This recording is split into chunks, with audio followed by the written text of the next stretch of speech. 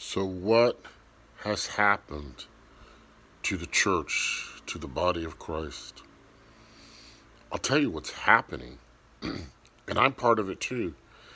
This desire to separate from the world is even causing us to separate from each other, to isolate from each other, because we're so afraid of being wounded or tainted or damaged or corrupted or whatever.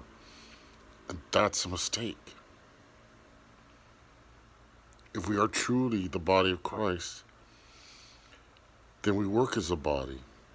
We don't work as separate, cut off fingers or limbs.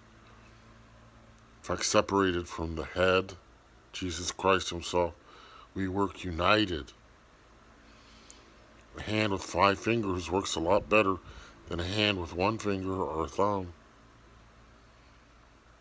Same with feet, same with legs.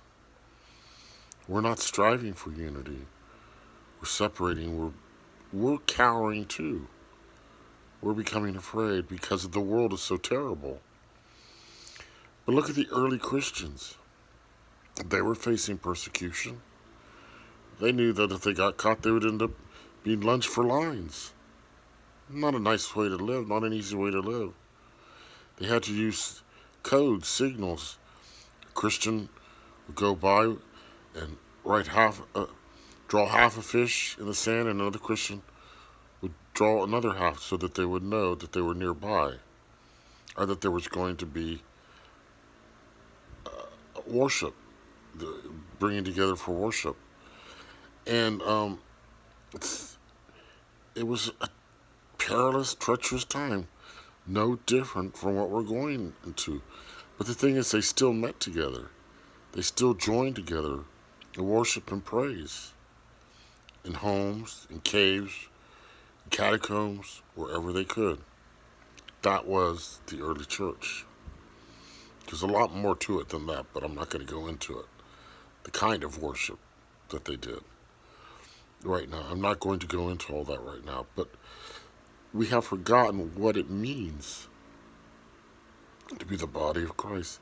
It doesn't mean we're all separate like little islands. It means we work together and we work in unity. They will know we are Christians by our love. I could keep coming back to that. Oh, was there disharmony in the early church? Yes. These scattered churches, yeah. They didn't have the disciples or apostles always there to keep them in order. They had people, authorities that were set over the churches. And boy, they had their hands full, because that's the nature of humanity. That's people. And fighting, squabbles, debating about what this person should be done to this person. Should this person be shunned? Should this person be shut out of the community? And yes, they had standards and rules. That's reality. But that doesn't take away from the striving towards unity.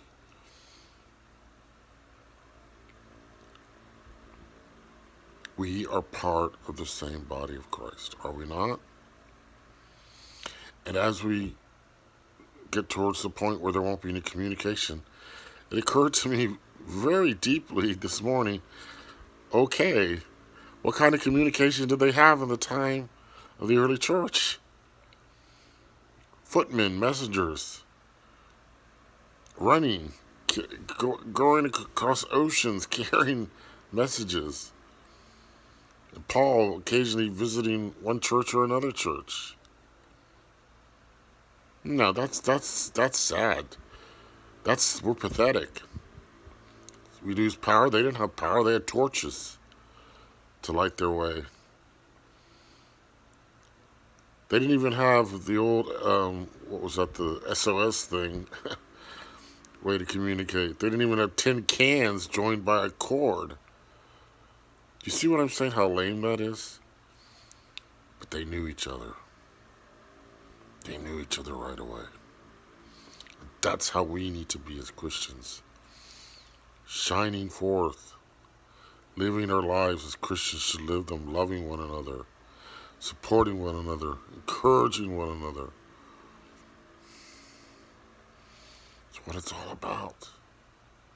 Being strong for one another.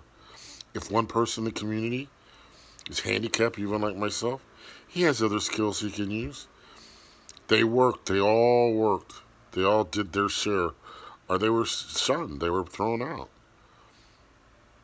Doesn't mean everyone stays within the body. No, they have to live up to the rules. They have to contribute. Everyone contributes in their own way.